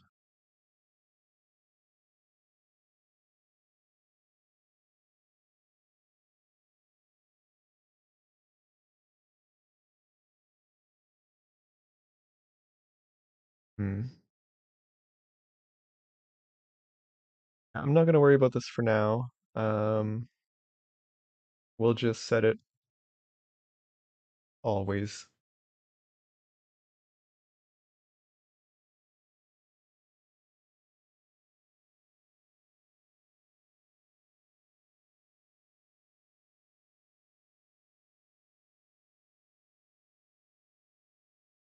And we will improve that after.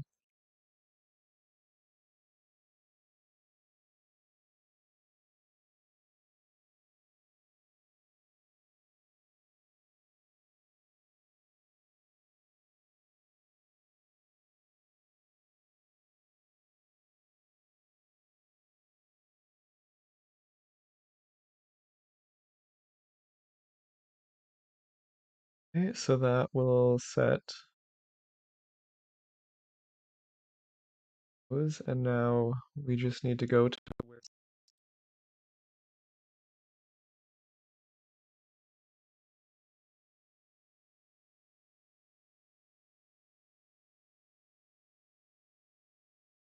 and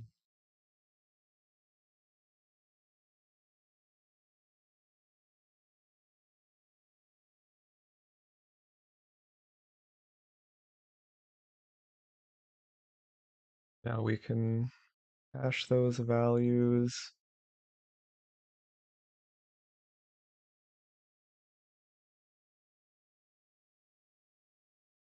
Light direction, we just need to write some mutators for these.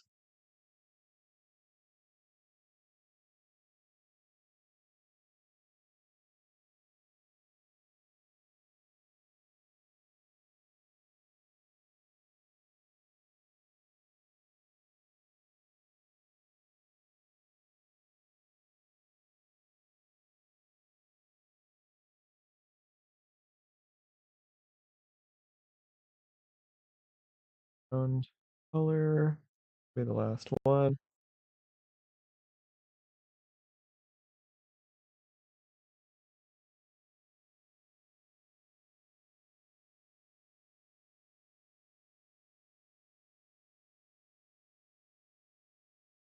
Why are you complaining?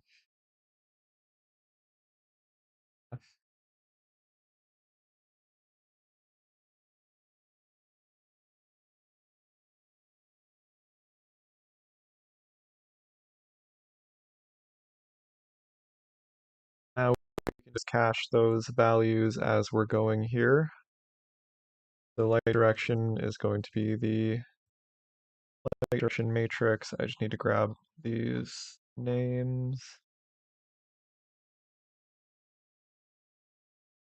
Where the heck did it go? There it is.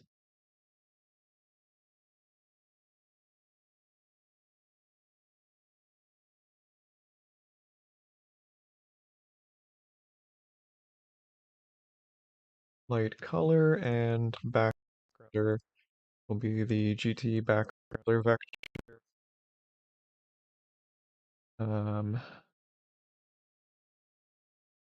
All gets commented out, and now we will see again if it works.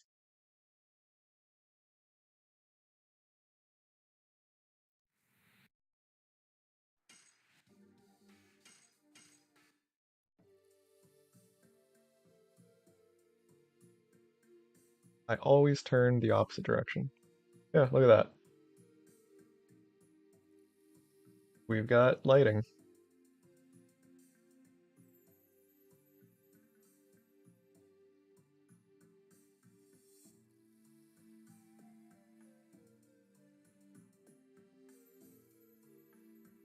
Wasn't bad at all.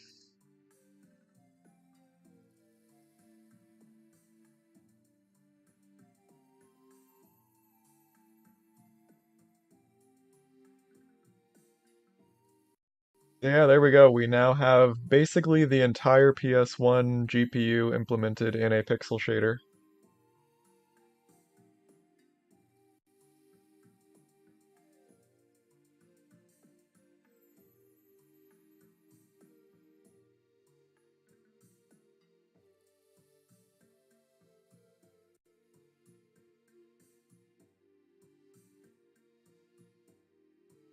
Looks pretty good.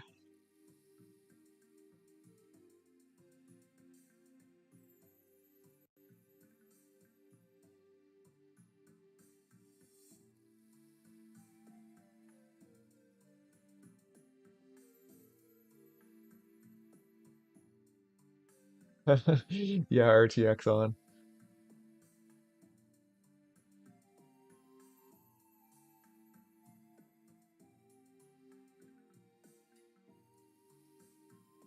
And one moment, I just want to grab a screenshot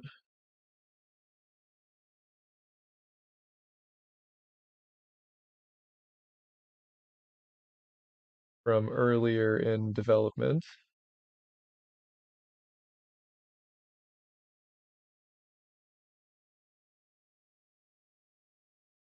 Sorry, I just gotta scroll back here.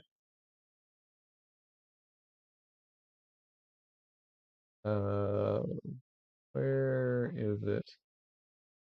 Okay, we're too far back now, so it must not have been in that channel. Let me see if I saved the screenshot.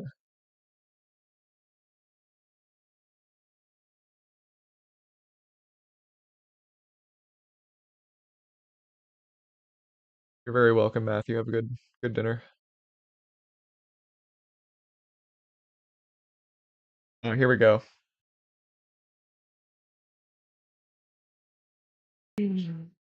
This.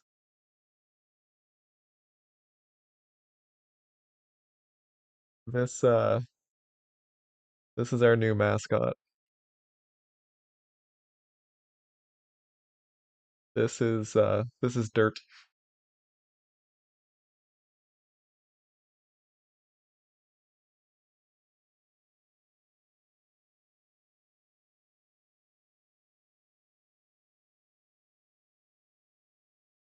Anyway, that was the very first instance of Dart's model actually kind of rendering.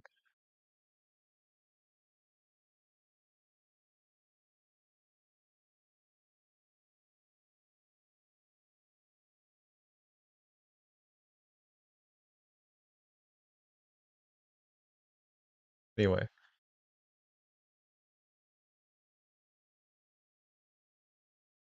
okay, we can get rid of that. We don't need these anymore. These changes are all legit.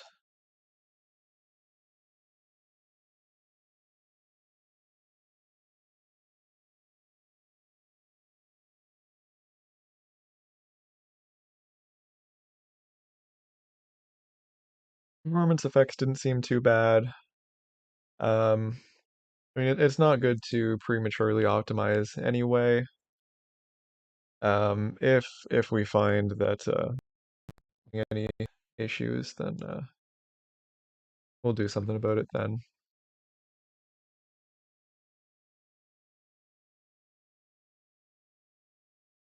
Okay, we don't actually need these changes. Want to keep the changes to a minimum.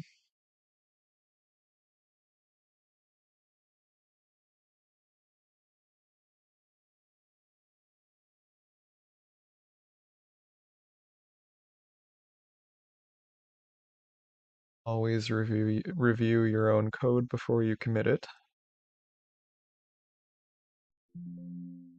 Not exactly a fun step of the process. Look, I almost committed that again.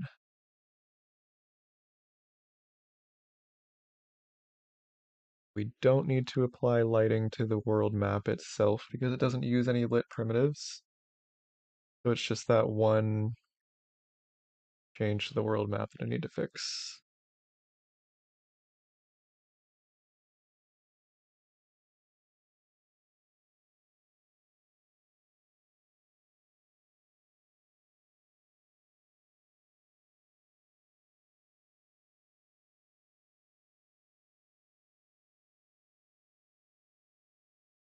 All right, well, there we go. We have OpenGL rendering, we have lighting, we have an entire PS1 GPU implemented in like maybe 80, 90 lines code here. It's kind of funny how much you can distill something down.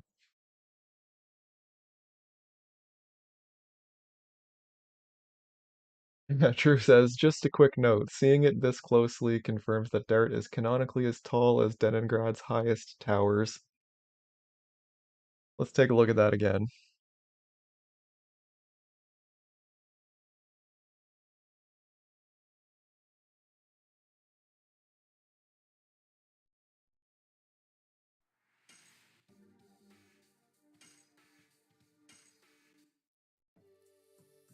It did not load correctly. Well, we've got the towers, that's fine.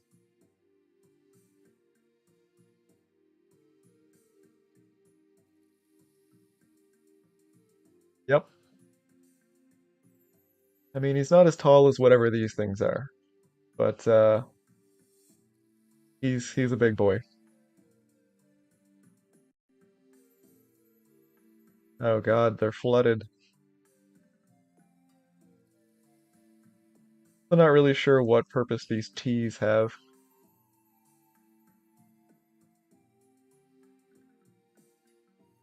Why is there two giant T's?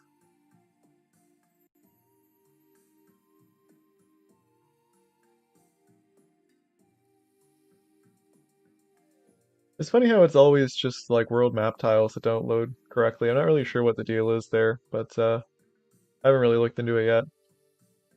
Like all the other stuff always loads correctly, but every once in a while, like some of the world map tiles just don't load quite right.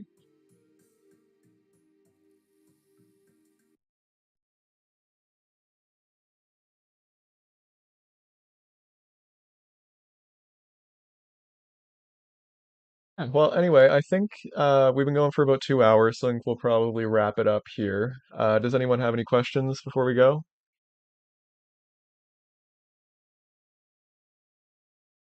Wait a minute for the video delay before we wrap things up.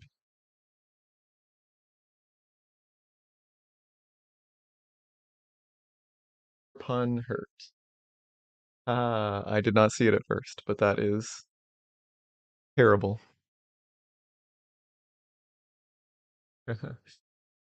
You're very welcome, everyone. Before we go, I would just like to say a quick thank you to my Ko-fi supporters, The Packle, J-Man 001, Deningrad, Sparta, Shepherd, Zach, Chocolate, Platinum Sarge, Doom Metal, Milk Lizard, Vince Easter, Balder, Ambi, and an anonymous donor, and for the recent extra donations from Dart and J-Man 001.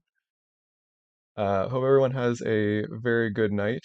Oh, we've got a quick question here first. Um, Let's see. Will using OpenGL make it easier for older hardware to run this? Um, yes. Well, that's kind of like a yes and no. Um, so we do have a minimum Java version that's required. We currently target Java 17, which is the current long-term support. We will be updating to newer LTS builds of Java as they are released, because they are the most stable. Um, So it will run on whatever the long-term support version of Java will run on. OpenGL will make it easier because it's much faster. Um, Currently, Linux is the easiest way to run it on older hardware because the Java versions have better support for older Linux versions. Um, but long story short, yes. And Latch asks, unrelated, so did Linux have working audio? And yes, it does. If you have functional audio in your Linux box, then it should work fine. And yeah, we do have support for, what basically whatever you can run Linux on. So, various handhelds like the Steam Deck, for example, is a big one. But yeah, pretty much anything that you can run Linux on, a relatively modern build of Linux, anything from like the past 10 years should work just fine. But yeah, I think if that's it for the questions, thanks to everyone who watched. I don't think I've ever said this before, but Make sure to like the video and subscribe to the channel. We're getting real close to 1,000 subscribers. So that's pretty cool. And if you would like to donate to me and my projects, there will be a link to that in the chat as well as in the description of the video. Thanks everyone for watching, and we'll see you next Wednesday.